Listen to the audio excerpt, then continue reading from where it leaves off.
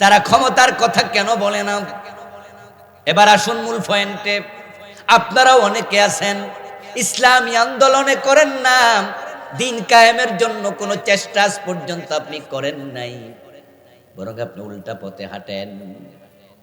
কেন বলে না? সূরা শুরার 13 নম্বর আয়াত। এটা কি আমি একা পড়েছি নাকি? এই আয়াত কি দেশের আলেম ওলামা পীর বুজুর্গরা পড়ে নাই? সবাই পড়ছে। দিন কায়েম করো, এই আয়াত যে আছে এটা সবাই জানে, কিন্তু না বলার কারণ যে 5 জন নবীর আলোচনা এই আয়াতে আসছে, তাদের জীবনী পড়া দেখেন, দিন কায়েম করতে যাইয়া সবাই মাইর খাওয়া লাগছে। এখন যদি এই ওয়াজ করি, মাইর খাওয়ার সম্ভাবনা আমারও আছে। এই গত 15 বছরে পুলিশ আমারে মোট 3 বার ধরছে,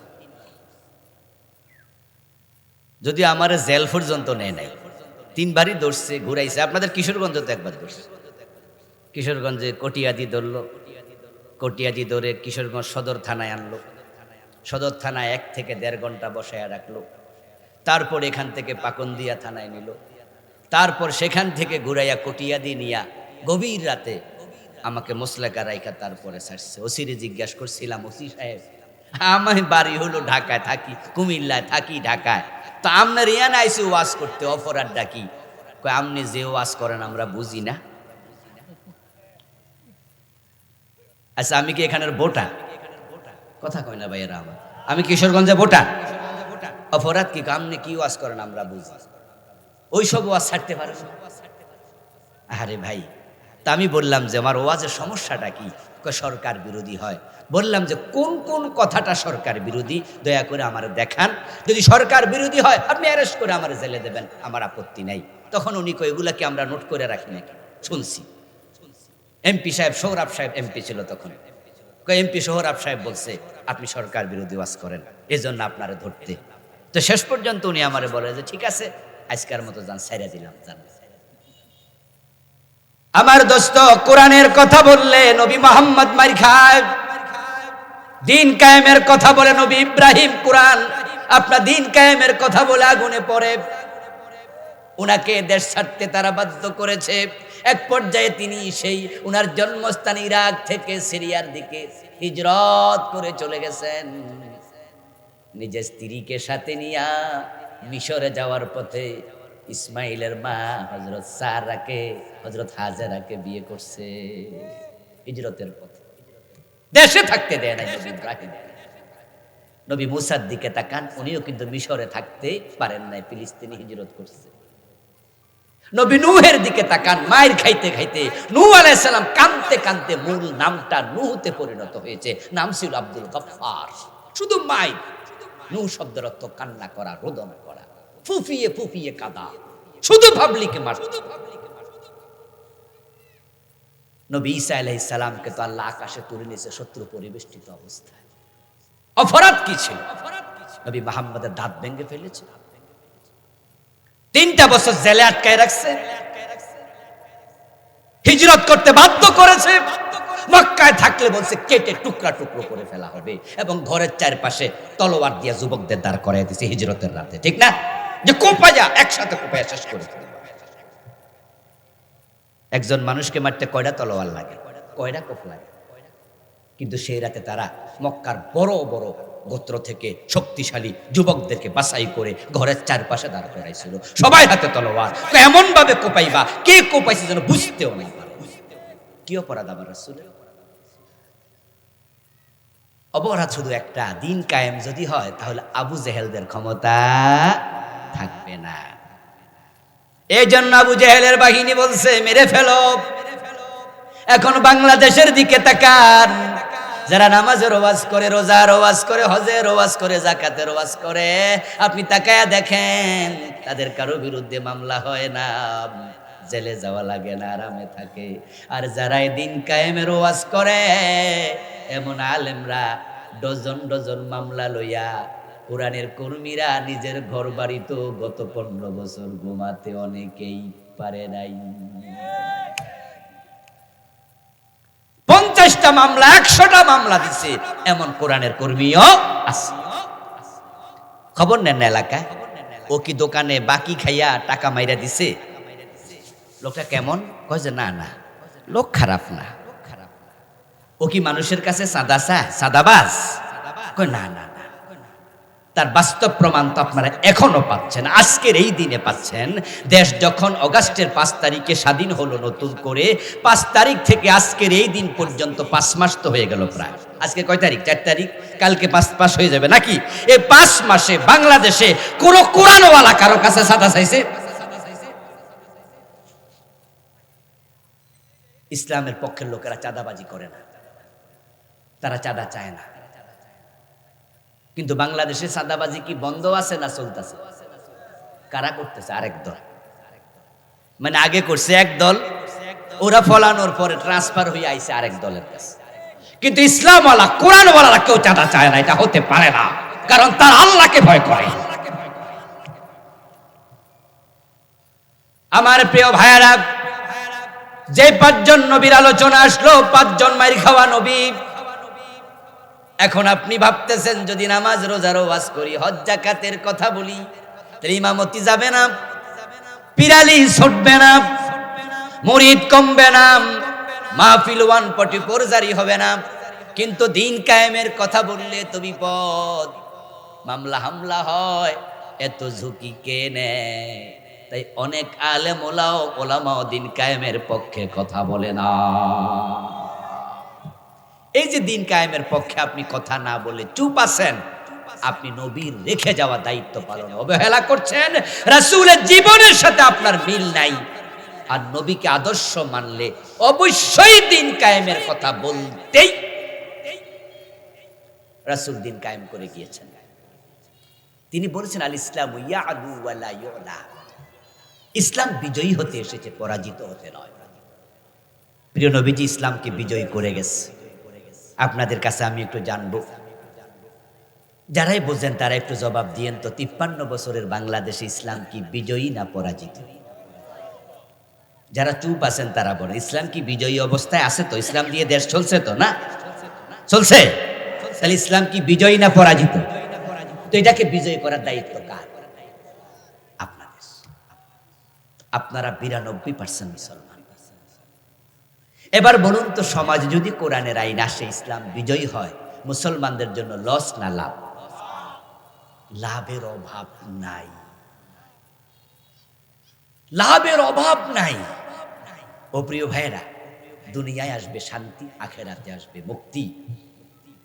এই দেশে যদি শুধুমাত্র আল্লাহর আইনে চোরের হাত কাটার আইনটা চালু করা যায়, গত 15 বছর যারা দেশের টাকা চুরি করে বিদেশে পাচার করছে, ওদেরকে ধরে ধরে হাত কাটা শুরু করা যায়, 100, 200, 500 বড় বড় দেশদ্রোহী চোরদের হাত কাটা যায়, আগামী 50 বছরের নেতারা ভয়ে আর চুরি করবে না। দেশটা সোনার বাংলা হতে 2 যুগ লাগবে না। আমাদের দেশের মতো নেয়ামত প্রাপ্ত দেশ পৃথিবীতে কম আছে। প্রাকৃতিক সম্পদে আমাদের দেশে খনিজ পদার্থ নাই, কিন্তু প্রাকৃতিক সম্পদের অভাব নাই। আপনারা এখানে অনেকে আছেন, মালয়েশিয়া গেছেন। মালয়েশিয়া এবং বাংলাদেশের আবহাওয়া প্রায় এক, এবং খনিজ পদার্থের অবস্থা প্রায় সমান। ওদেরও খনিজ পদার্থ খুব একটা নাই, আমাদেরও খুব একটা নাই। সামান্য কিছু গ্যাস আছে আর সামান্য তেল, যত সামান্য তেল। আমাদেরও খনিজ পদার্থ নাই, মালয়েশিয়ারও নাই। কিন্তু মালয়েশিয়া আমাদের মাত্র 10 থেকে 12 বছর আগে স্বাধীন হইয়া তারা মাহাতির মোহাম্মদের নেতৃত্বে এমন আগাইছে। আমি আজ থেকে 12-14 বছর আগে গিয়েছিলাম মালয়েশিয়া। টুইন টাওয়ার দেখে মাথা ঘুরাইয়া উঠছে, কত উঁচু ভবন বানাইছে। 50 তলা ভবন যে কুয়ালালামপুরে কয় শ আছে আল্লাহ জানে, বলে শেষ করতে পারবেন না। রাস্তাঘাট দেখলে অবাক হবেন, কোথায় গিয়েছি মালয়েশিয়া উন্নতির চরম শিখরে। আর পুরা বাংলাদেশে একটা 50 তলা বিল্ডিং আজ পর্যন্ত আমরা বানাতে পারি নাই। তারা আগাইছে কেন? কারণ সৎ নেতৃত্ব, মাহাতির সৎ মানুষ। কিন্তু আমাদের প্রবলেম হলো, আমরা এমন নেতা পাইছি নিজেরা দেশের টাকা চুরি করে বিদেশ পাঠিয়ে দেয়। আমাদের নেত্রী বলেছিলেন তার বাড়ির ফিয়ন কত কোটি টাকার মালিক? 400 কোটি টাকা। এস আলম গ্রুপ একা ইসলামী ব্যাংকের 18টা শাখা থেকে টাকা পাচার করছে 80,000 কোটি। দেশের টাকা যারা বিদেশ পাঠায় দেয়, এ দেশ উন্নত হবে কেমনে? আমার প্রিয় ভাইরা, শান্তি আসবে, দেরি হবে না আসতে। যাকাত ভিত্তিক অর্থ ব্যবস্থা চালু হবে। যখন ইসলাম বিজয় হবে, দিন কায়েম হবে, গরিব মানুষগুলা ধনী হতে বেশি দিন লাগবে না। প্রিয় নবী ক্ষমতায় ছিলেন মাত্র 10 বছর, আবু বকর 2 বছর 4 মাসের মতো। তারপরে আসলেন ওমর। ওমরের জামানায় জাকাত বিভাগের কর্মচারী জাকাতের টাকা কাঁধে নিয়ে ঘুরত, জাকাত খাওয়ার মতো লোক আর ছিল না। মারামারি, ডাকাতি, চুরি, চিন্তায় কিচ্ছু নাই, শান্তি আর শান্তি। অর্ধ দুনিয়ার সম্রাট ওমর গাছতলায় ঘুমাইয়া থাকতো, বডিগার্ডের প্রয়োজন ছিল না। ঘরের দরজা খুলে মানুষ ঘুমাবে, চুরি নাই তো। কেন মানুষ চুরি করবে? অভাব তো নাই। হযরত আলী রাদিয়াল্লাহু তাআলা আনহুর একটি কথা, তোমরা চোর ধরে হাত কাটার কথা শুনে ভয় পেও না। হাত তো কাটবে সেই চোরের, যেই চোর অভ্যাসগত কারণে চুরি করে। যে অভাবের তাড়নায় চুরি করে তার হাত কাটা হবে না। হযরত আলীর বক্তব্য হচ্ছে, রুটির অভাবে যদি চুরি করে তাহলে চোরের হাত না কেটে রাষ্ট্রপ্রধানের হাত কেটে দিতে হবে। যে সরকার তার লোকেদের পেটে রুটি দিতে পারে না, অভাব গোছাতে পারে না, সে কিসের সরকার? তুখাযু মিন আগনিয়াহিম ওয়া তুরাদ্দু ইলা ফুকারাহিম। ইসলাম যাকাত ভিত্তিক অর্থ ব্যবস্থা চালু করেছে। রাষ্ট্রপ্রধানের দ্বিতীয় দায়িত্ব আপনার আকামুস সালাহ ওয়া আতাউজ যাকাত, চারটার মাঝে দ্বিতীয়টাই হচ্ছে যাকাত। যাকাত যখন ধনীদের থেকে তোলা হবে, গরিবের মাঝে দেয়া হবে, পরিকল্পিতভাবে যদি যাকাত খরচ করা হয়, তাহলে দারিদ্র্য দূর হতে বেশি দিন লাগবে না, দুনিয়ায় শান্তি আসবে। আর যদি আমরা দিন কায়েম করি, ইসলাম মানা সহজ, আখেরাতে মুক্তি আসবে। তাই তো বনি ইসরাইলের সকল নবীকে আল্লাহ নেতা বানিয়েছেন। হযরত সুলাইমান ছিল নেতা, হযরত দাউদ ছিল নেতা। আপনারা নাম শুনেছেন জালুতের, তালুতকে হত্যা করেছেন, তিনিও ছিলেন নেতা। নবী মুহাম্মদ সাল্লাল্লাহু আলাইহি ওয়াসাল্লাম নেতা। আল্লাহ অতীতে অসংখ্য নবীকে নেতৃত্বের জায়গায় বসিয়েছেন। ইসলাম শাসন করতে এসেছে, শাসিত হতে আসেনি। এজন্য আসুন আমরা কোরআনের দিকে এগিয়ে যাই। বাংলার এই জমিনটাকে আমরা দিন কায়েমের জন্য উর্বর ভূমিটাকে কাজে লাগাই।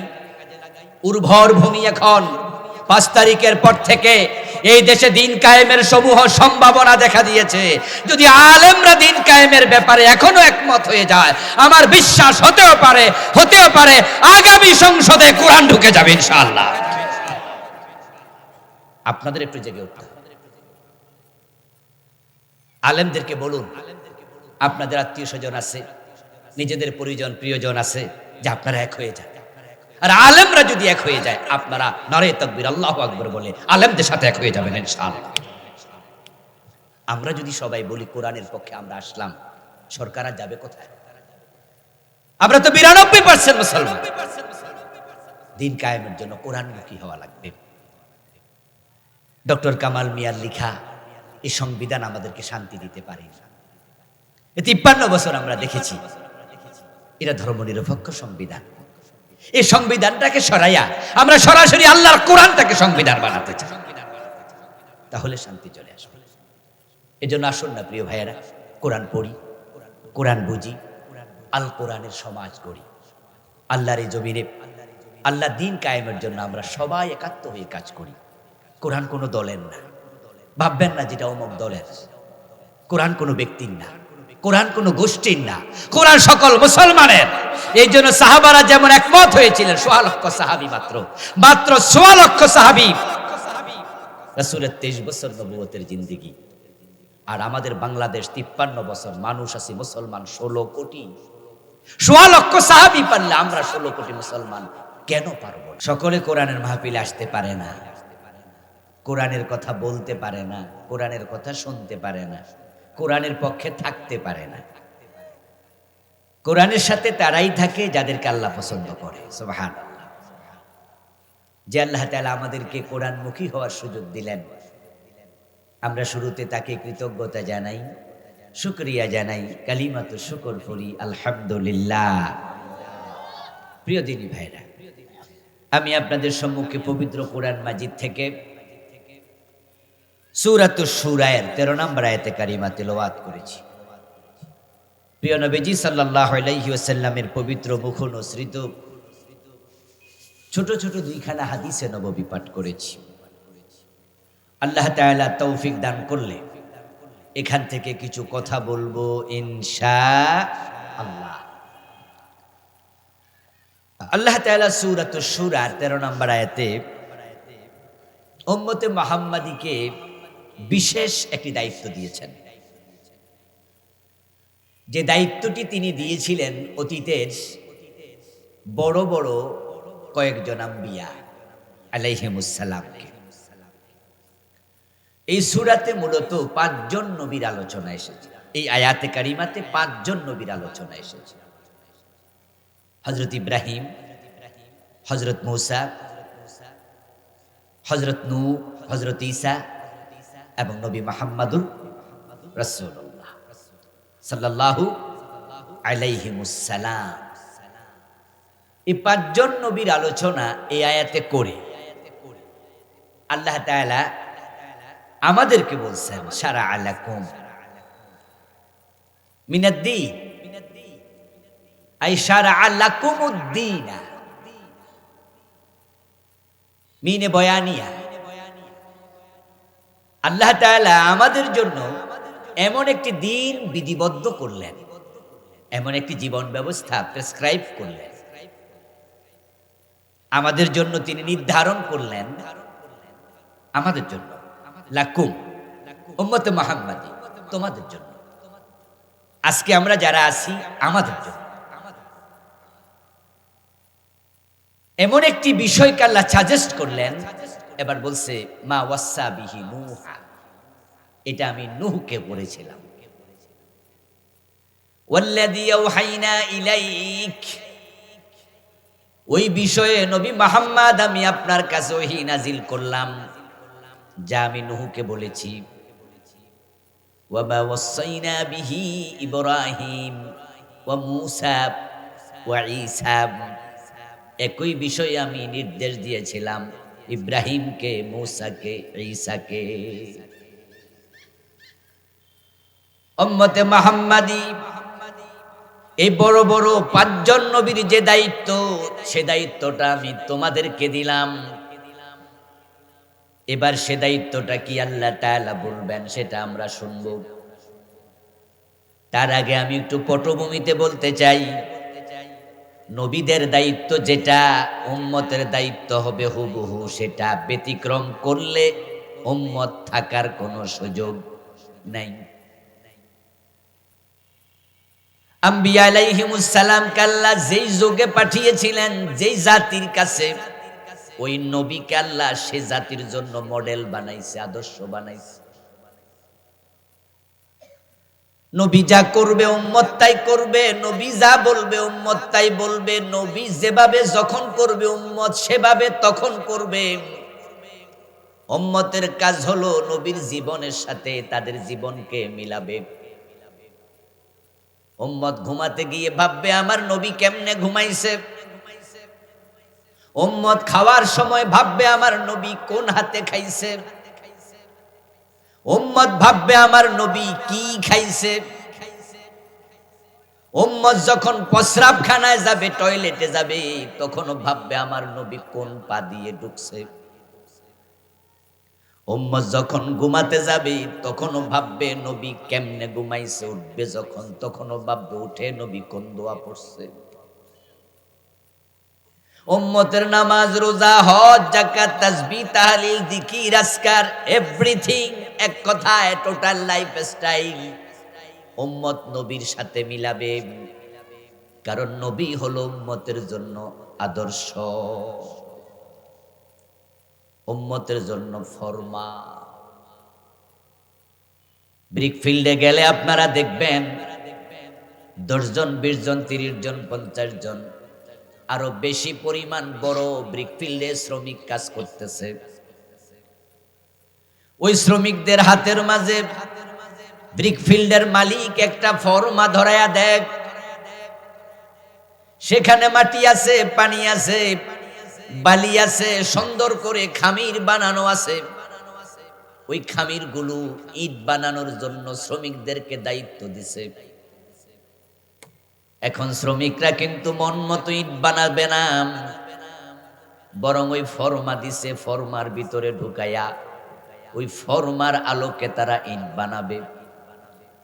আর যদি সবাই ফর্মার আলোকে ইট বানায় তাহলে ইটের সাইজ হবে এক, আর যদি মন মতো বানাইতো তাহলে হতো ভিন্ন ভিন্ন সাইজ। কোনোটা লম্বা, কোনোটা বেটে, কোনোটা সেপটা, কোনোটা উঁচু, কোনোটা 3 কোনা, কোনোটা 5 কোনা, কোনোটা 4 কোনা। এক এক ইট এক এক রকম যদি তৈরি হতো আর সেটা ব্রিক ফিল্ডে পোড়ানো হতো, তাহলে ইটের জায়গায় ইট না হইয়া পোড়া মাটি তৈরি হতো। ওইগুলা দিয়া বিল্ডিং বানানো যেত না। তাই যদি 50 জন শ্রমিকও কাজ করে, ইটের সাইজ একরকম হয়, কারণ মালিক ফর্মা বানাইয়া দিছে। প্রত্যেক যুগে উম্মতের জন্য নবী হলো ফর্মা। উম্মত কোটি সদস্য, লাখ লাখ সদস্য, সবাই নবী মুহাম্মদ এবং তার যুগের যেই নবী তার সাথে পুরা জীবন মিলাবে।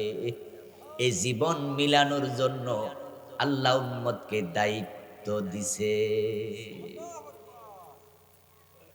আমাদের প্রিয় নবী মুহাম্মদ সাল্লাল্লাহু আলাইহি ওয়াসাল্লামকে সামনে নিয়ে আল্লাহ তাআলা আমাদেরকে বলছেন, লাকাদ কানা লাকুম ফি রাসূলিল্লাহি উসওয়াতুন হাসানা।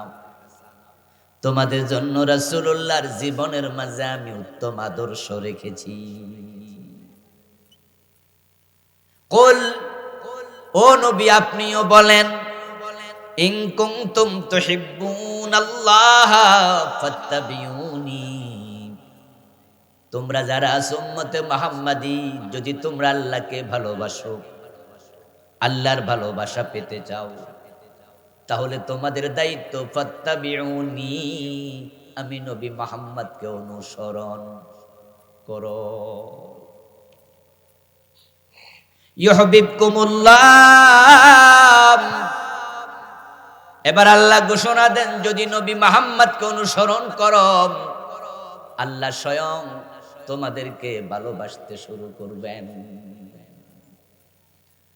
ওয়াগফির লাকুম যুনুবাকুম, এবং তিনি তোমাদের আমলনামায় যে গুনাহ আছে, নবীকে অনুসরণ করলে গুনাহ সমূহ ক্ষমা করে দেবেন। নবীগণ হচ্ছেন উম্মতের জন্য আদর্শ। নবীর কথা উম্মতের কথা মিল হবে, একটু বেমিল হলে সব শেষ, কাজে বেমিল হলে শেষ। এখন 5 জন বড় বড় নবীর নাম বলে আল্লাহ বুঝালেন, মূলত সব নবী এখানে শামিল। সব নবীর নাম কোরআনে নাই, মাত্র 25 জন নবীর নাম আছে। নবী তো অসংখ্য। এই আয়াতে 5 জন, নূহ আলাইহিস সালামকে দিয়ে শুরু, নবী মুহাম্মদকে দিয়ে শেষ।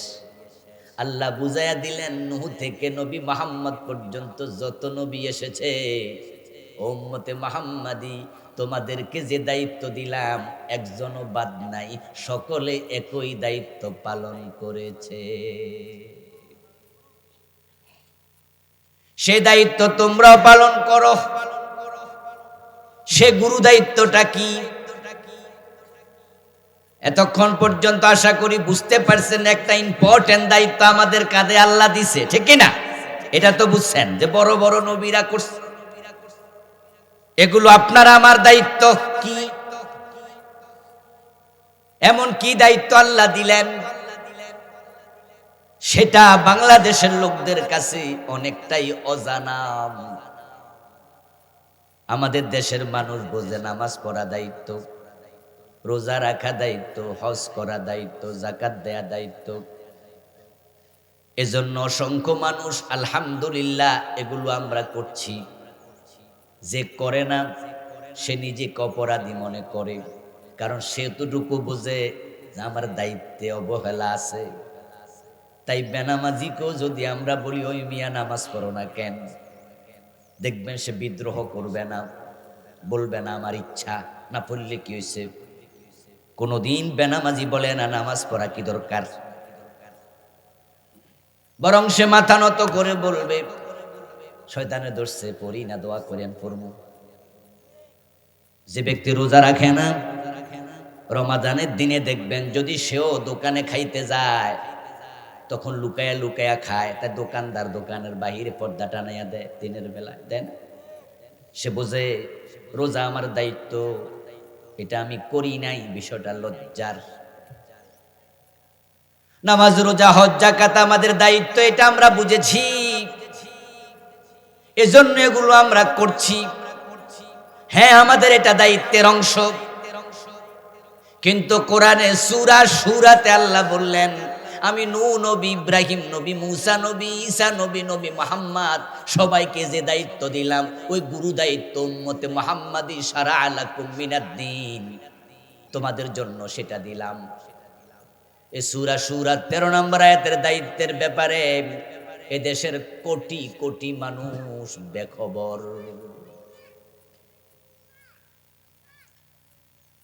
অসংখ্য আলেম ওলামারা পর্যন্ত দায়িত্বের ধারে কাছে নাই, অসংখ্য ফির বুজুর্গ পর্যন্ত দায়িত্বের ধারে কাছে নাই। বললে আপনারা বুঝবেন যে আমার কথা কতটুকু সত্য।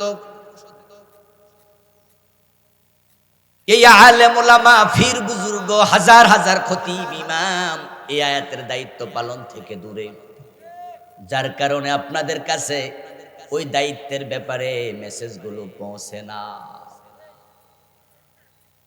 এখন আজকে সেই মেসেজ আমি পৌঁছাবো, উপস্থিত যারা আছেন তারা যেন কমপক্ষে শুনতে পারেন। নবী আর আসবে না, কিন্তু নবীর রেখে যাওয়া ইসলাম এটা অন্যের কাছে পৌঁছানোর দায়িত্ব আলেমদের কাঁধে আছে না নাই? প্রিয় নবীজি দায়িত্ব দিয়েছেন বাল্লিগু আন্নী ওয়ালাউ আয়া। প্রিয় নবী দায়িত্ব দিয়েছেন বিদায় হজের দিন, বলছেন ফালিয়ুবাল্লিগিশ শাহিদুল গায়বা। মেসেজ যা পেয়েছ আজকে আমার কাছ থেকে, যারা আজকের মাঠে নাই অনুপস্থিত তাদের কাছে মেসেজ তোমাদেরকে পৌঁছিয়ে দিতেই। ইয়া আইয়ুহার রাসূল বাল্লিগ মা উনজিলা ইলাইকা মির রাব্বিক ওয়া মার রাসূল, আপনার রবের পক্ষ থেকে যা আপনার কাছে ওহী হিসাবে পাঠালাম আপনার দায়িত্ব হলো সেটা অন্যের কাছে পৌঁছানো, বাল্লিগ পৌঁছিয়ে দেন। উতলু মা উহিয়া ইলাইকা মিনাল কিতাব, এই কিতাব থেকে যা ওই হিসাবে পাঠানো হলো আপনার দায়িত্ব সেটা আপনি তেলাওয়াত করেন, ওই হিসাবে যা আসছে সেটা পড়েন এবং যা এসেছে তা মানুষের কাছে পৌঁছায়া দেন। ওকে, যান। ইত্তাবি মা ইউহা ইলাইক, ওই হিসাবে যা পাঠাইছি সেটা আপনি মানেন। তিনটা কথা, তিন আয়াত থেকে। আমি আল্লাহ যা পাঠাইছি সেটা প্রচার করেন, আমি আল্লাহ যা পাঠাইছি সেটা তেলাওয়াত করেন, পড়েন। আমি আল্লাহ যা পাঠাইছি সেটা আপনি মানেন। রাসূলুল্লাহ পৌঁছাইছে, লুকায় নাই। রাসূলুল্লাহ পড়েছে, অপঠিত রাখে নাই। রাসূলুল্লাহ আমল করেছে, আমলের বাহিরে আল্লাহর আয়াতের একটা অংশ ছাড় দেন নাই। ইসলামকে 100% সমাজে কায়েম করার পর প্রিয় নবী ইন্তেকাল করেছেন। এবার তিনি বিদায় হজের দিন বললেন হতে পারে এই মাঠে এই দিনে তোমাদের সাথে আমার আর কোনোদিন দেখা হবে না। এখন ফালিয়ুবাল্লিগিশ শাহিদুল গায়বা, আমার মেসেজগুলো তোমরা অন্যের কাছে পৌঁছায়া দিও। এবার বলুন তো আপনারা আমাদেরকে দাওয়াত দিয়ে আনেন, মুরিদ হওয়ার জন্য পীরের কাছে যান, জুমার দিন খুতবা শোনার জন্য ইমাম সাহেবের সামনে বসে থাকেন। এখন এই বক্তাই ফির এই ইমাম নবীর পক্ষ থেকে মেসেজগুলো সব পৌঁছানোর দায়িত্ব তাদের আছে না নাই? এজন্য আমরা মেসেজগুলো দেই। কোনদিন রোজা নিয়ে ওয়াজ করি, কোনদিন নামাজ নিয়ে, কোনদিন শিরিক নিয়ে, কোনদিন বেদাত নিয়ে, কোনদিন জিকির নিয়ে, কোনদিন তাওবা নিয়ে, কোনদিন জিহাদ নিয়ে। আর আজকে এগুলো একটাও নয়, আজকে করব ভিন্ন একটা নিয়ে। কারণ রাসূলের ইসলাম সবটাই পৌঁছাতে হবে, কোনোটা লুকানোর সুযোগ নাই। না পৌঁছায়া গুরুত্বহীন বানানোর কোনো সুযোগ নাই। যে মেসেজটা আজকে পৌঁছাবো সেটা আল্লাহ আবার বলছে, বড় বড় নবীদের যে দায়িত্ব তোমাদেরও দিলাম, সে দায়িত্বটা হলো আনাকিমুদ্দিন। তোমরা আমি আল্লাহর জমিনে, আমি আল্লাহর দিন কায়েম করো। ও উম্মতে মুহাম্মাদি, তোমাদেরকে আমি দিন কায়েম করার জন্য বললাম, আকিমুদ্দিন, দিন কায়েম করো। আমাদের দিনের নাম কি? যারা জানেন সবাই দয়া করে একটু বলুন, দিনের নাম কি? ইন্নাদ-দীনা ইনদাল্লাহিল ইসলাম। নিশ্চয় আল্লাহর কাছে দিন আছেই একটা, সেটার নাম হলো ইসলাম। তাহলে দিন কায়েম করো মানে দাঁড়ালো ইসলাম কায়েম করো। আমাদের সংসদ ভবন 53 বছরে ইসলাম দিয়ে চলছে তো? হ্যাঁ বলেন তো বা না বলেন, দুটার একটা বলেন। আমাদের সংসদ ভবন ইসলাম দিয়ে চলে তো? তাহলে সেখানে ইসলাম কায়েম করতে কে বলেছেন? আমাদের বিচারালয় ইসলাম দিয়ে রায় দেয় তো? হাইকোর্ট, সুপ্রিম কোর্ট, জজ কোর্টে কোরআন দিয়ে রায় হয়, ইসলামের আলোকে রায় হয়। ইসলাম সেখানে কায়েম করো। আমাদের শিক্ষা ব্যবস্থা, অর্থ ব্যবস্থা, সমাজ ব্যবস্থা ইসলাম দিয়ে চলে। দিন কায়েম করো, সেখানে ইসলাম কায়েম করো। আমাদের গণভবন, বঙ্গভবন ইসলাম দিয়ে চলে। আমাদের মন্ত্রী পরিষদ, আমাদের সচিবালয় ইসলাম দিয়ে চলে। তো দিন কায়েম করার জন্য আল্লাহ দায়িত্ব দিয়েছে 1450 বছর আগে। এই ইসলাম সংসদেও কায়েম করলেন না, সচিবালয় করলেন না, মন্ত্রণালয় করলেন না, আদালতেও করলেন না, শিক্ষা ব্যবস্থায় করলেন না, অর্থ ব্যবস্থায় করলেন না, সংস্কৃতি ব্যবস্থায় করলেন না, সমাজ ব্যবস্থায় করলেন না। তাহলে দিন কায়েম কে করবে? হিন্দু বৌদ্ধরা বুঝি? শারআ লাকুম মিনাদ-দীন, ও উম্মতে মুহাম্মাদি, যে দিন তোমাদের জন্য বিধিবদ্ধ করলাম ইসলাম, ওই ইসলাম কায়েম করার জন্য আমি আল্লাহ নবীদেরকে দায়িত্ব দিয়েছিলাম, তোমাদেরকে সেটাই দিলাম। ঠিক একই শব্দ কোরআনে আছে ভিন্ন রূপে, আকিমুস সালাম। আল্লাহর কোরআনে আছে নামাজ কায়েম করো, আসেনি? হ্যাঁ কয় না, না কয় না ভাইয়েরা, কি হইলো? আকিমুস সালাহ কোরআনে আছে কিনা? নামাজ কায়েম করা নফল না ফরজ? তো আকিমুদ্দিন একই তো শব্দ, তো দিন কায়েম করাটা নফল না ফরজ? আকিমুস সালাহ বললে নামাজ কায়েম যদি ফরজ হয়, আকিমুদ্দিন সে আল্লাহ তো কইছে এটা ফরজ হবে না কেন? একই শব্দ, একই ওজন, একই বাপ, একই সিগা, সব সমান। আকিমু কায়েম করো। ওখানে আছে সলা, এখানে আছে দিন, অর্ডার একটাই। আকিমুস সলার এত ওয়াজ, আকিমুদ্দিনের ওয়াজ কই?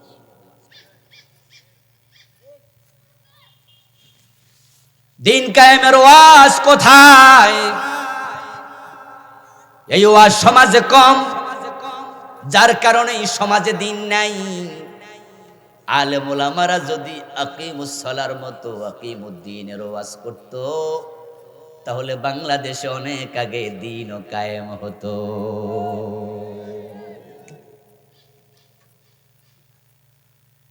ও দোস্ত আমার, কমপক্ষে অতটুকু তো হতোই। যারা দিন কায়েমের পক্ষে নাই, বেনামাজি যেমন মাথা নোয়াইয়া থাকে, বেরোজগারি যেমন লজ্জায় শরমে থাকে, কারণ সে বোঝে নামাজ পড়া উচিত, আমি পড়ি না, আমি ভালো না। রোজা রাখা উচিত, আমি রোজা রাখি নাই, কামটা ঠিক না। আকিমুদ্দিনের ওয়াজ যদি সমাজের আলেমরা সবাই মিলে করত, যারা এই 53 বছরে দেশ চালাইছে মন মতো, ডক্টর কামাল মিয়ার লেখা সংবিধান মতো, তারাও মাথা নত করে বলতো কামটা ঠিক না, ইসলাম কায়েম করা দরকার। কিন্তু হুজুরদের ওয়াজ না থাকার কারণে দিন কায়েমের ওয়াজকে তারা রাজনীতি মনে করে। যারা দিন কায়েমের কথা বলে তাদেরকে রাজাকার বলে গালি দেয়।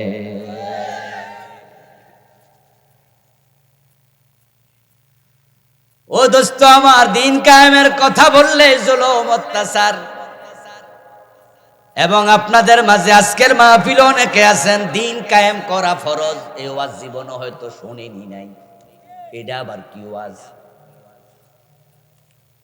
অথচ কোরআন শরীফের সূরা শুরার 13 নম্বর আয়াতে দিন কায়েমের কথা বলেছেন কে? আমি তো বানাইয়া বলি নাই। ও প্রিয় ভাই আমার, কান খুলে শোনো, নামাজ রোজা হজ যাকাতের ওয়াজের চেয়েও দিন কায়েমের ওয়াজ করা বেশি দরকার, বেশি দরকার, বেশি দরকার।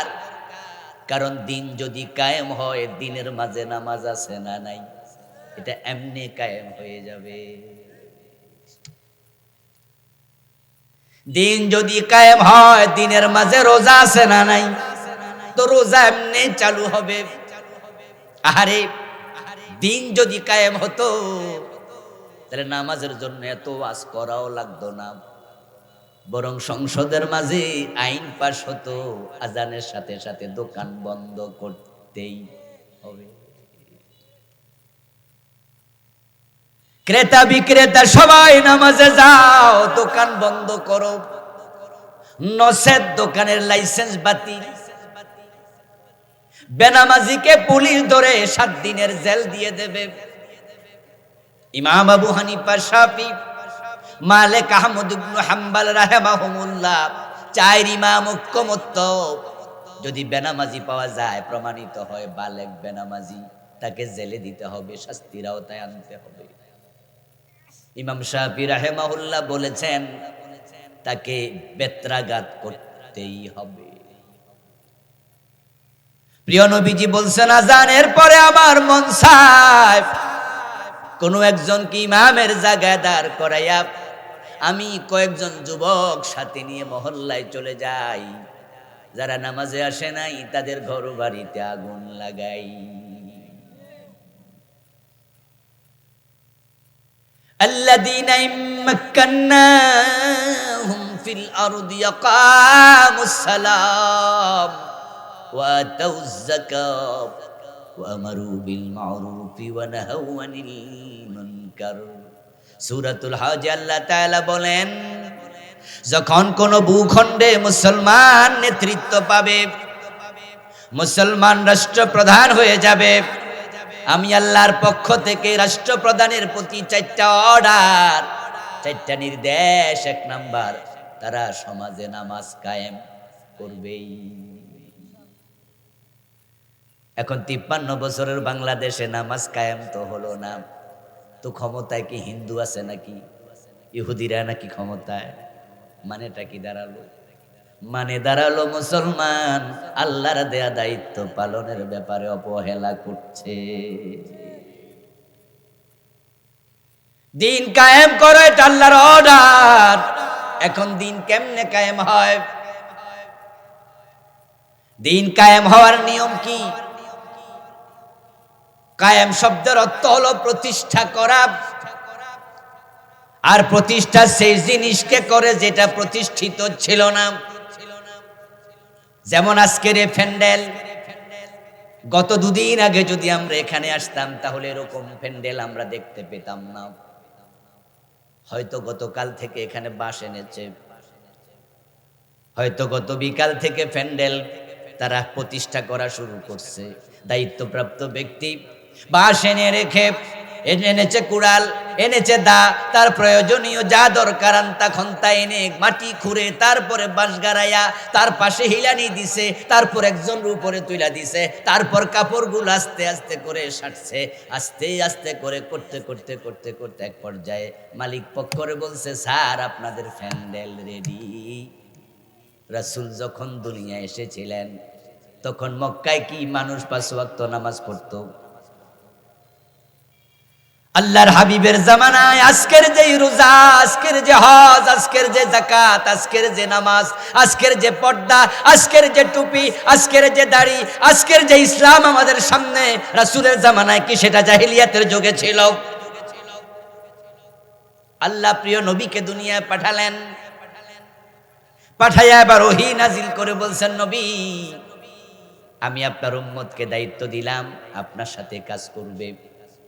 এই দায়িত্বটা আমি নবী নূহকে, ইব্রাহিমকে, ঈসাকে, মূসাকে দিছি। আমার রাসূল সাল্লাল্লাহু আলাইহি ওয়াসাল্লামের উপর ইসলাম আসলো, ওই ইসলামকে সমাজে কায়েম করার দায়িত্ব আল্লাহ দিলেন। এখন ইসলামের মাঝে আছে চোর ধরে হাত কাটো, ডাকাত ধরে শুলে দাও, জেনা করলে 100 বেত লাগাও, বিবাহিত হলে পাথর মারো, মদ পান করলে 80 বেত্রাঘাত করো। এই যে আল্লাহর দেয়া নির্দেশগুলো আল্লাহ রাসূলকে দিলেন, এখন সমাজে তিনি এগুলো কেমনে প্রতিষ্ঠিত করবেন? কারণ চোর ধরে হাত কাটা তো মুখে মুখে করা যাবে না, ব্যক্তি পর্যায়ে চলে না, এটা রাষ্ট্রের কাজ। এখন রাষ্ট্রে যদি ইসলাম কায়েম না হয়, রাসূল চোর ধরে হাত কাটবেন কেমনে? মদ পান করলে 80 বেত কেমনে দেবেন? জেনা করলে 100 বেত্রাঘাত কেমনে লাগাবেন? উনার হাতে তো ক্ষমতা নাই, ক্ষমতা তো রাষ্ট্রের কাজ। প্রিয় নবীজি দেখলেন মক্কায় এই আইনগুলো বাস্তবায়ন করবেন, সে পরিবেশটাই নাই। অথচ মক্কায় তিনি 13টি বছর ছিলেন। নবুয়তের 23 বছরের মাঝে 3 বছর বেশি সময় রাসূল মক্কায় কাটালেন। কোরআনের সূরা আছে 114, তার মাঝে 86টা নাজিল হলো মক্কায়, 28টা নাজিল হলো মদিনায়। কিন্তু মক্কায় পরিবেশ নাই, কোরআন আছে। রাসূলের নবুয়তের 13টা বছর মক্কায় তিনি কাটালেন। 4 জন খলিফা, 4 জনের জন্মস্থান মক্কায়, তারা রাসূলুল্লাহর হাতে কালেমাটাও মক্কায় গ্রহণ করলেন। ইসলাম কায়েম হলো মদিনায়, ইসলাম বিজয়ী হলো মদিনায়, চোর ধরে হাত কাটার আইন হলো মদিনায়, ডাকাত ছুড়ে দেওয়ার আইন কায়েম হলো মদিনায়, জেনা করলে পাথর মারো 100 বেত লাগাও আইন কায়েম হলো মদিনায়, মদ পান করলে 80 বেত সব কায়েম হলো মদিনায়। অথচ সূরা নাজিল হয়েছে 86টা মক্কায়। 23 বছরের নবুয়তের 13টা বছর গেল মক্কায়। তো মক্কা ইসলাম কেন কায়েম হলো না? একমাত্র কারণ মক্কার সংসদ ভবনের নাম ছিল দারুন নাদওয়া। ওই দারুন নাদওয়াতে আবু জেহেলরা প্রিয় নবীজিকে কোরআন নিয়ে ঢুকতে দেয় নাই। যেই সংসদে কোরআন থাকে না, ওই সংসদে কোরআনের পক্ষে আইন পাশ হবে, এটাই তো নিয়ম। তো মক্কার সংসদের লিডার হলো আবু জেহেল, প্রধানমন্ত্রী হলো আবু সুফিয়ান, স্বরাষ্ট্রমন্ত্রী আবু লাহাব। প্রিয় নবীকে কোরআন নিয়ে ঢুকতেই তো দিল না তারা। ইসলাম কেমনে কায়েম হবে? বরং মক্কার লোকেরা আইন করেছে, এই কোরআন যেখানে পড়ে সেখানে মক্কার কোন যুবক যেন কোরআন শুনতে না যায়। وقال الذين كفروا لا تسمعوا لهذا القرآن, তারা আইন বানাইছে কোরআন শুনতে যেও না। ওয়ালগাউ ফি, আরেকটা আইন বানাইছে যেখানে কোরআন পড়বে, কোরআন শোনাবে, ওখানে গন্ডগোল লাগাইয়া দিবে। গত 15 বছর এটা চলছে অনেক জায়গায়, ঠিক না?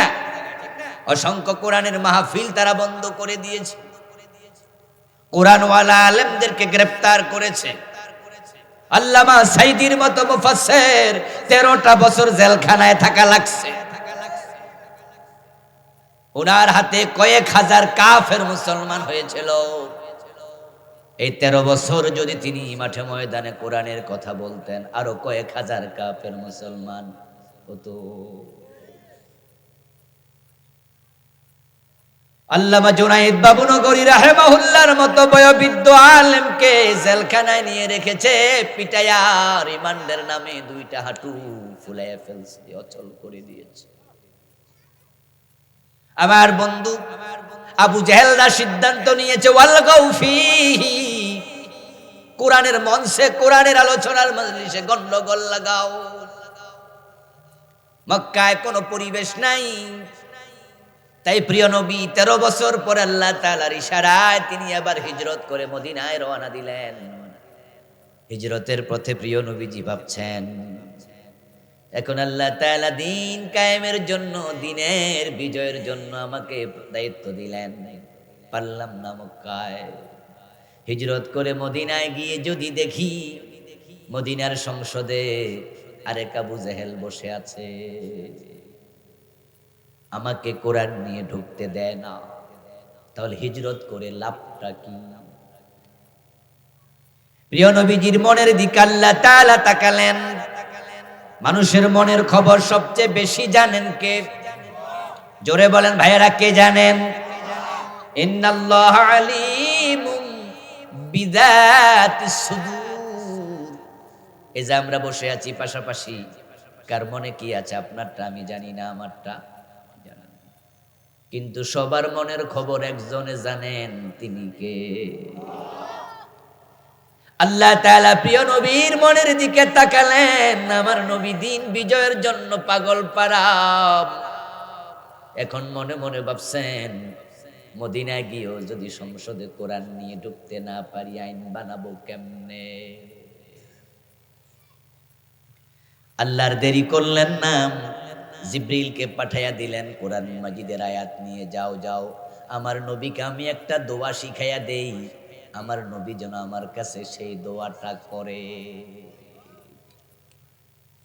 ওয়াকুর রাব্বি আনজিলনি মুনজালা সিদকিন ওয়া আখরিজনি মুখরাজা সিদকিন ওয়াজআলনি মিন লাদুনকা সুলতানান নাসীরা। ও নবী, আপনি আমার কাছে দোয়া করেন, ও আল্লাহ আমাকে উত্তম ভাবে বের করো, উত্তম ভাবে পৌঁছায়া দাও। আমি হিজরত করে যাচ্ছি মদিনায়, এবং সেখানে যাওয়ার পর ওয়াজআলনি মিন লাদুনকা সুলতানান নাসীরা, তোমার পক্ষ থেকে আমি নবী মুহাম্মদকে রাষ্ট্র ক্ষমতা দিয়া সাহায্য করো। সুবহানাল্লাহ পড়েন। ওয়াজআলনি, আমাকে দাও, মিন লাদুনকা, তোমার পক্ষ থেকে, সুলতান, রাষ্ট্র ক্ষমতা, নাসীরা, যেটা আমাকে তোমার দিন বিজয়ে, দিন কায়েমে সাহায্য করবে। রাসূলুল্লাহকে আল্লাহ বলে, আপনি আমার কাছে রাষ্ট্র ক্ষমতা চান। এবার আপনারা বলুন তো, রাষ্ট্র ক্ষমতা চাওয়া কি নাজায়েজ নাকি সুন্নাহ? রাষ্ট্র ক্ষমতা চাইতে শিখাইছে কে? কথা বলে না কেন ভাইরা, কে শিখাইছে? তো রাষ্ট্র ক্ষমতা আপনারা কয়দিন চাইছেন? আপনারা কয়দিন চাইছেন? এই ইমাম সাহেব, আপনি কয়দিনে দোয়া করছেন যে আল্লাহ ইসলাম কায়েমের জন্য রাষ্ট্র ক্ষমতা আলেমদেরকে দাও? ও খতিব, আপনি কয়দিন চাইছেন? ও বক্তা, আপনি কয়দিন চাইছেন? পীর সাহেব, আপনি কয়দিন চাইছেন? ও নামাজি মুসলমান, আপনি কয়দিন চাইছেন যে আল্লাহ তোমার কোরআন তো বাংলাদেশে আছে, কায়েম তো হয় নাই, তুমি আলেমদেরকে যারা কোরআন কায়েম করবে রাষ্ট্র ক্ষমতা দিয়ে দাও? এই দোয়াটা করা দরকার আছে না নাই? আল্লাহ রাসূলকে শিখিয়েছে কোরআনের আয়াতে। আপনি তো জানেন নাই, অনেকে আছে জীবনও জানে নাই, জালেমদেরকে আল্লাহ ক্ষমতা দাও, ইসলাম ওয়ালাদেরকে দাও। নবী তো আর আসবে না, নবীর উত্তরসূরিরা জমিনে আছে না নাই? যারা ক্ষমতায় গেলে কোরআনের আলোকে সুরের হাত কাটবে, আল্লাহ তাদেরকে ক্ষমতা দাও। যারা ক্ষমতায় গেলে আল্লাহ সিনেমা বন্ধ করে দেবে, সুদী ব্যাংক বন্ধ করে দেবে। আপনারা আওয়াজ করে বলেন তো, এই দেশে সুদ বন্ধ হওয়া দরকার আছে না নাই? আপনারা কি সুদের পক্ষে না বিপক্ষে? আচ্ছা, আমরা ওয়াজ করলে সুদ বন্ধ হবে, কিন্তু সরকার যদি চায়, 151 জন এমপি যদি ইসলামওয়ালা হয়, কোরআনের পক্ষে হয়, তারা সংসদ ভবনে একবার শুধু বলবে না, আমরা সুদের পক্ষে নাই, বন্ধ হতে একদিন লাগবে না।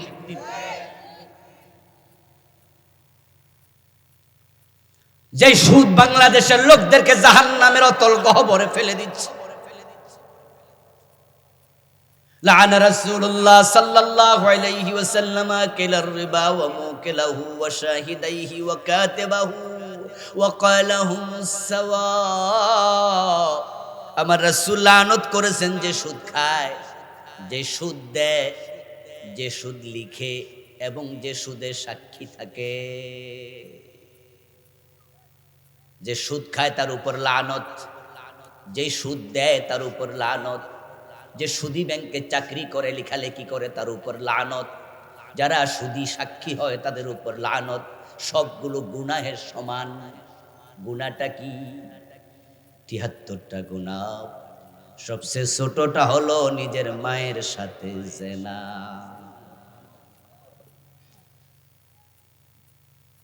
للربا 73 بابا أيسره أن ينكح الرجل أمه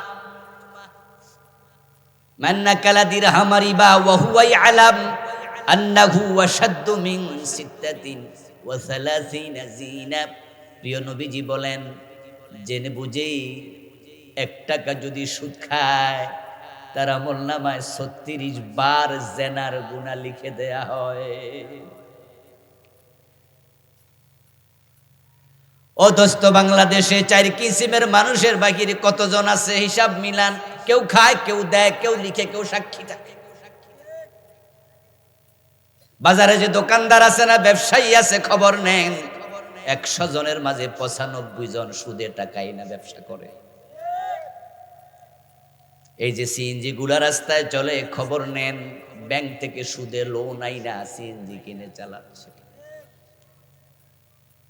ও দোস্ত, সুদের সাথে জড়িয়ে গেছে দেশের 80 থেকে 95% মানুষ। জাহান্নামে পাঠাচ্ছে, সুদ খাইয়া খাইয়া যাচ্ছে। আর এই সুদের পক্ষে আপনি? না না, আমি পক্ষে না, আমি বিপক্ষে। তো বিপক্ষ হলে সুদ বন্ধ করার জন্য কোরআন বিজয়ের কাজ করা দরকার আছে না নাই?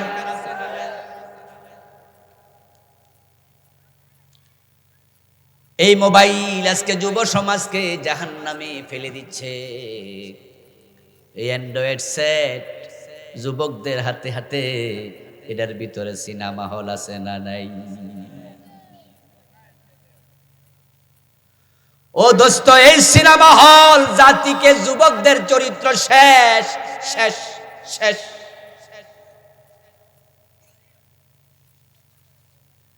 যে দৃশ্য আমরা বিয়ের আগে দেখি নাই, কল্পনা করি নাই, আজকে ক্লাস 6-7 পড়ুয়া বাচ্চাদের হাতেও মোবাইল। মাঝে মাঝে নিজের ইচ্ছার বাহিরও মোবাইলের স্ক্রিনে উলঙ্গ মহিলা, অর্ধলঙ্গ মহিলার ছবি এসে যায়। এর মাঝে এমন কি আছে যেটা নাই? পর্নোগ্রাফি থেকে শুরু করে বাঙালি সিনেমা, বিদেশি সিনেমা, আমেরিকার সিনেমা, কোনটা নাই সব এর ভিতরে ঢুকাইয়া দিছে। এখন জাতিকে যদি চরিত্রহীনতার অভিশাপ থেকে বাঁচাতে চান, আকাশ সংস্কৃতি কন্ট্রোল করতেই হবে। আমরা ওয়াজ করলে জি বাংলা বন্ধ হবে, স্টার জলসা বন্ধ হবে, কিন্তু সরকার যদি চায় বন্ধ করতে একদিনের বেশি লাগে না। শুধু বলে দেবে এই সাইটগুলো বন্ধ করে দাও, মন্ত্রণালয় বলবে, একদিন অফিসাররা বন্ধ করে। গত কয়দিন আগে যে ছাত্রদের আন্দোলন হলো, জুলাইয়ের আন্দোলন, মাঝে মাঝে ইন্টারনেট বন্ধ হয়েছে না? আমাদের মন্ত্রী ফলক বলছে না যে আমি বন্ধ করি নাই, নিজে নিজে হয়ে গেছে। শুনছেননি? মনে আসেনি? আবার বিকালবেলা আইয়া কয় না না আমি করছি, আমার কইছে তাই। সকালে কইছে একটা, বিকালে একটা, যাই হোক, হে হে কথা কুগা, কিন্তু বন্ধ তো হয়েছে নাকি? তাহলে সরকার চাইলে যদি পুরো ইন্টারনেটে বন্ধ করতে পারে, তাহলে ইন্টারনেটের মাধ্যমে যে জানোয়ারগুলো এই অপসংস্কৃতি ঢুকাইছে ওইগুলা বন্ধ করতে পারে না।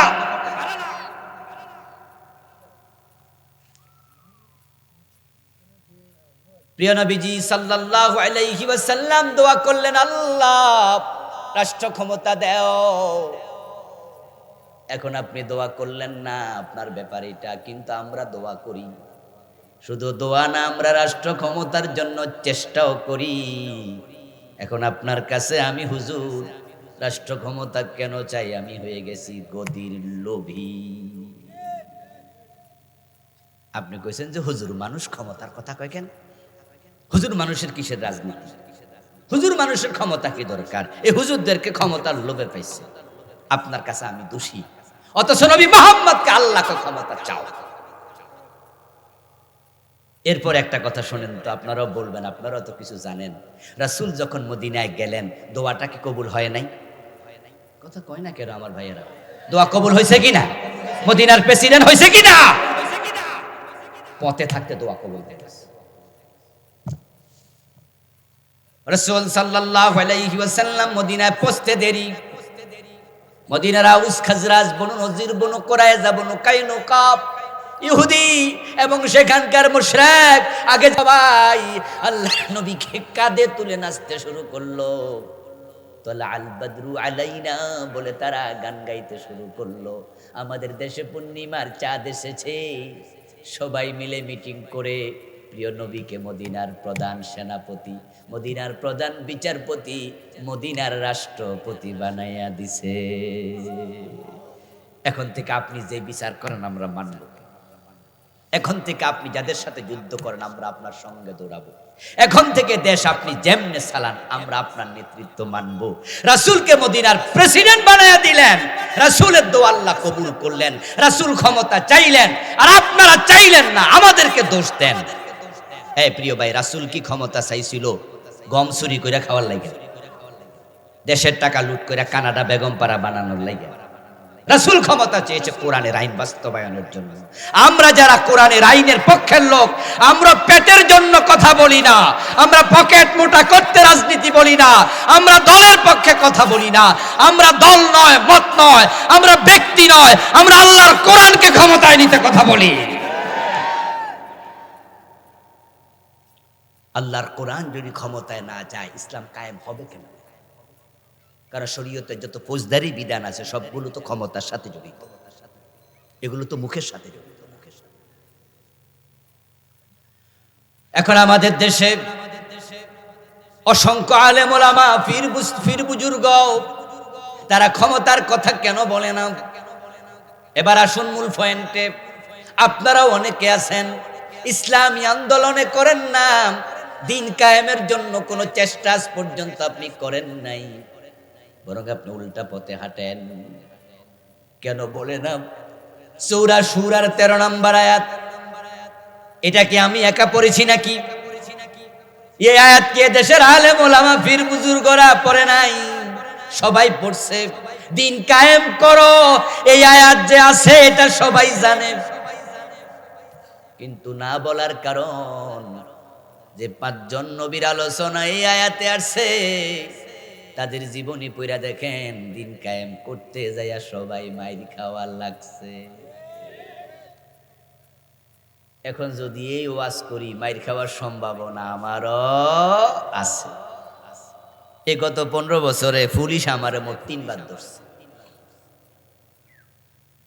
যদি আমার জেল পর্যন্ত নেয় নাই, 3 বারই ধরছে, ঘুরাইছে। আপনাদের কিশোরগঞ্জে তো একবার ধরছে, কিশোরগঞ্জে কটিয়াদি ধরলো, কটিয়াদি ধরে কিশোরগঞ্জ সদর থানায় আনলো, সদর থানায় 1 থেকে 1.5 ঘন্টা বসায়া রাখলো, তারপর এখান থেকে পাকন্দিয়া থানায় নিল, তারপর সেখান থেকে ঘুরাইয়া কটিয়াদি নিয়া গভীর রাতে আমাকে মোসলেকা রাইখা তারপরে ছাড়ছে। ওসিরে জিজ্ঞাসা করছিলাম, ওসি সাহেব আমি বাড়ি হলো ঢাকায় থাকি, কুমিল্লায় থাকি, ঢাকায়, তো আপনার ইয়ান আইসি ওয়াজ করতে, অপরাধ ডাকি?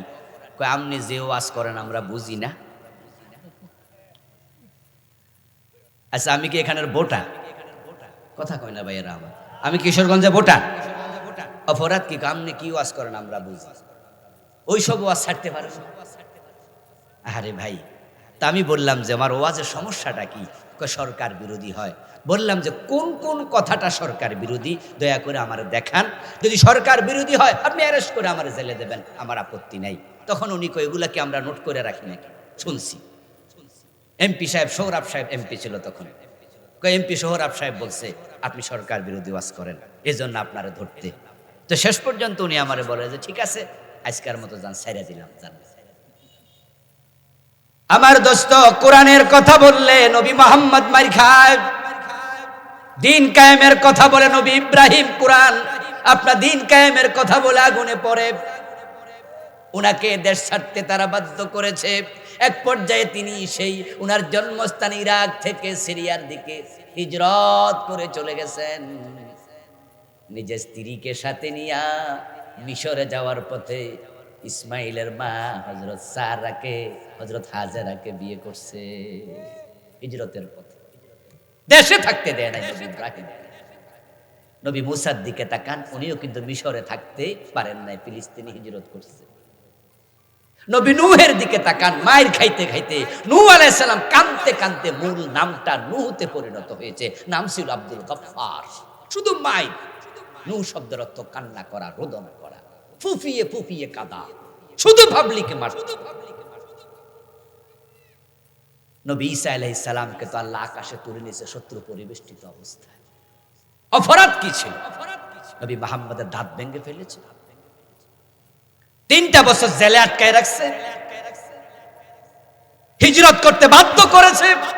মক্কায় থাকলে বলছে কেটে টুকরা টুকরো করে ফেলা হবে, এবং ঘরের চারপাশে তলোয়ার দিয়ে যুবকদের দাঁড় করাই দিয়েছে হিজরতের রাতে, ঠিক না? যে কোপায়া একসাথে কোপায়া শেষ করে ফেলবে। একজন মানুষকে মারতে কয়টা তলোয়ার লাগে, কয়টা কোপ লাগে? কিন্তু সেই রাতে তারা মক্কার বড় বড় গোত্র থেকে শক্তিশালী যুবকদেরকে বাছাই করে ঘরের চারপাশে দাঁড় করাইছিল, সবাই হাতে তলোয়ার। এমন ভাবে কোপাইবা, কে কোপাইছে যেন বুঝতেও না পারে। কি অপরাধ আমার রাসূলের? অপরাধ শুধু একটা, দিন কায়েম যদি হয় তাহলে আবু জেহেলদের ক্ষমতা থাকবে না। এই জন্য আবু জেহেলের বাহিনী বলছে মেরে ফেলো।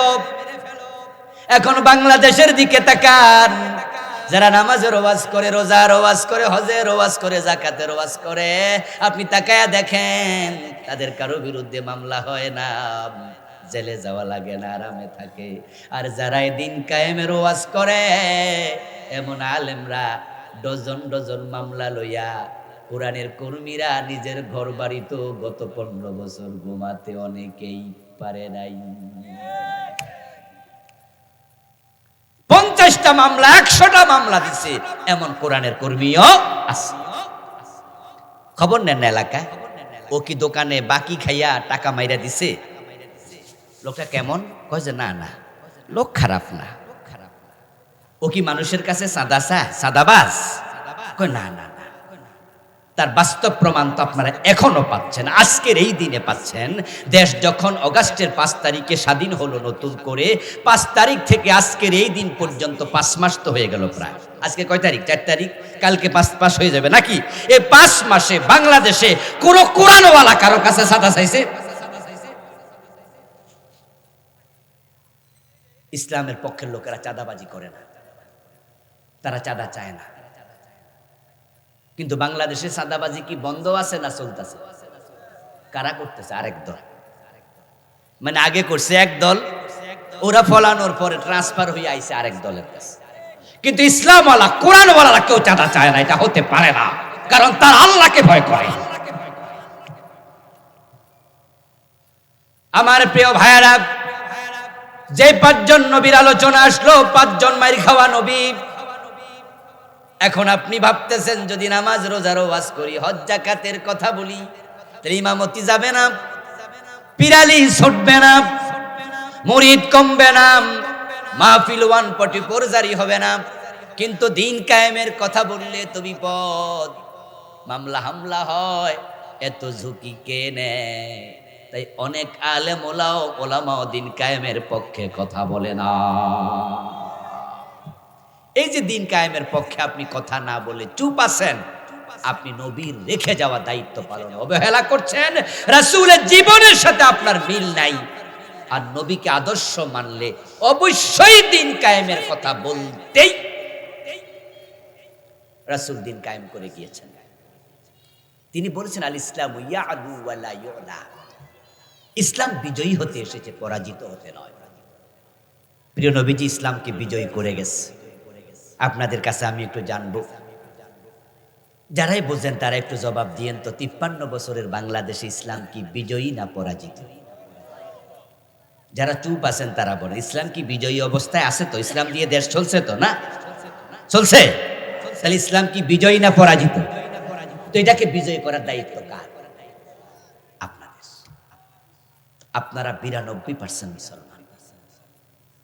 এবার বলুন তো, সমাজ যদি কোরআনের আইন আসে, ইসলাম বিজয়ী হয়, মুসলমানদের জন্য লস না লাভ?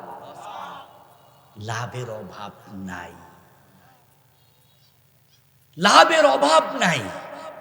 ও প্রিয় ভাইরা, দুনিয়ায় আসবে শান্তি, আখেরাতে আসবে মুক্তি।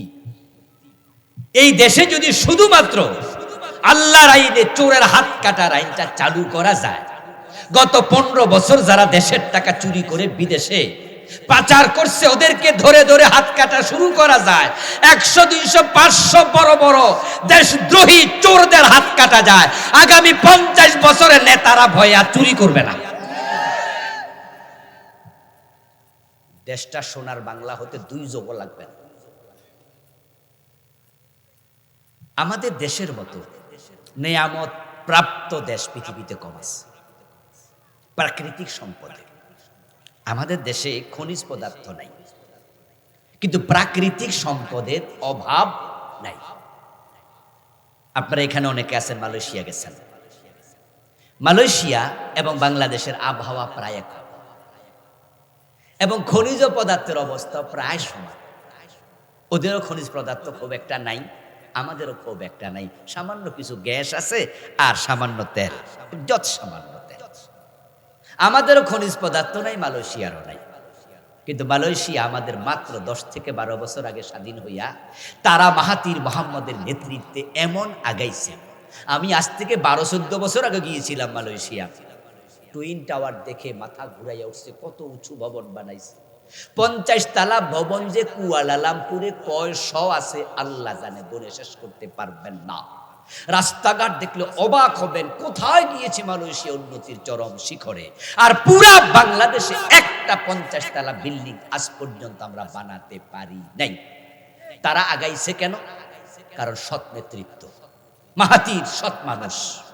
কিন্তু আমাদের প্রবলেম হলো, আমরা এমন নেতা পাইছি নিজেরা দেশের টাকা চুরি করে বিদেশ পাঠিয়ে দেয়।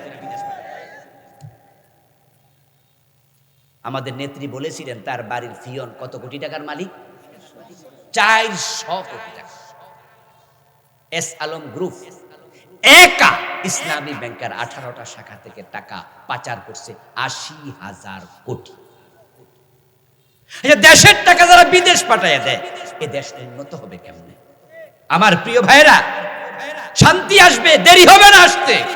যাকাত ভিত্তিক অর্থ ব্যবস্থা চালু হবে। যখন ইসলাম বিজয় হবে, দিন কায়েম হবে, গরিব মানুষগুলা ধনী হতে বেশি দিন লাগবে না। প্রিয় নবী ক্ষমতায় ছিলেন মাত্র 10 বছর, আবু বকর 2 বছর 4 মাসের মতো। তারপরে আসলেন ওমর। ওমরের জামানায় জাকাত বিভাগের কর্মচারী জাকাতের টাকা কাঁধে নিয়ে ঘুরত, জাকাত খাওয়ার মতো লোক আর ছিল না। মারামারি, ডাকাতি, চুরি, চিন্তায় কিচ্ছু নাই, শান্তি আর শান্তি। অর্ধ দুনিয়ার সম্রাট ওমর গাছতলায় ঘুমাইয়া থাকতো, বডিগার্ডের প্রয়োজন ছিল না। ঘরের দরজা খুলে মানুষ ঘুমাবে, চুরি নাই তো। কেন মানুষ চুরি করবে? অভাব তো নাই। হযরত আলী রাদিয়াল্লাহু তাআলা আনহুর একটি কথা, তোমরা চোর ধরে হাত কাটার কথা শুনে ভয় পেও না। হাত তো কাটবে সেই চোরের, যেই চোর অভ্যাসগত কারণে চুরি করে। যে অভাবের তাড়নায় চুরি করে তার হাত কাটা হবে না। হযরত আলীর বক্তব্য হচ্ছে, রুটির অভাবে যদি চুরি করে তাহলে চোরের হাত না কেটে রাষ্ট্রপ্রধানের হাত কেটে দিতে হবে। যে সরকার তার লোকেদের পেটে রুটি দিতে পারে না, অভাব গোছাতে পারে না, সে কিসের সরকার? তুখাযু মিন আগনিয়াহিম ওয়া তুরাদ্দু ইলা ফুকারাহিম। ইসলাম জাকাত ভিত্তিক অর্থ ব্যবস্থা চালু করেছে। রাষ্ট্রপ্রধানের দ্বিতীয় দায়িত্ব আপনার আকামুস সালাহ ওয়া আতাউজ যাকাত, চারটার মাঝে দ্বিতীয়টাই হচ্ছে যাকাত। যাকাত যখন ধনীদের থেকে তোলা হবে, গরিবের মাঝে দেয়া হবে, পরিকল্পিতভাবে যদি যাকাত খরচ করা হয়, তাহলে দারিদ্র দূর হতে বেশি দিন লাগবে না, দুনিয়ায় শান্তি আসবে। আর যদি আমরা দিন কায়েম করি, ইসলাম মানা সহজ, আখেরাতে মুক্তি আসবে। তাই তো বনি ইসরাইলের সকল নবীকে আল্লাহ নেতা বানিয়েছেন। হযরত সুলাইমান ছিল নেতা, হযরত দাউদ ছিল নেতা। আপনারা নাম শুনেছেন জালুতের, তালুতকে হত্যা করেছেন, তিনিও ছিলেন নেতা। নবী মুহাম্মদ সাল্লাল্লাহু আলাইহি ওয়াসাল্লাম নেতা। আল্লাহ অতীতে অসংখ্য নবীকে নেতৃত্বের জায়গায় বসিয়েছেন। ইসলাম শাসন করতে এসেছে, শাসিত হতে আসেনি। এজন্য আসুন আমরা কোরআনের দিকে এগিয়ে যাই। বাংলার এই জমিনটাকে আমরা দিন কায়েমের জন্য উর্বর ভূমিটাকে কাজে লাগাই। উর্বর ভূমি এখন 5 তারিখের পর থেকে এই দেশে দিন কায়েমের সমূহ সম্ভাবনা দেখা দিয়েছে। যদি আলেমরা দিন কায়েমের ব্যাপারে এখনো একমত হয়ে যায়, আমার বিশ্বাস হতেও পারে আগামী সংসদে কোরআন ঢুকে যাবে ইনশাআল্লাহ। আপনাদের একটু জেগে উঠতে হবে। আলেমদেরকে বলুন, আপনাদের আত্মীয় স্বজন আছে, নিজেদের পরিজন প্রিয়জন আছে, যে আপনারা এক হয়ে যান।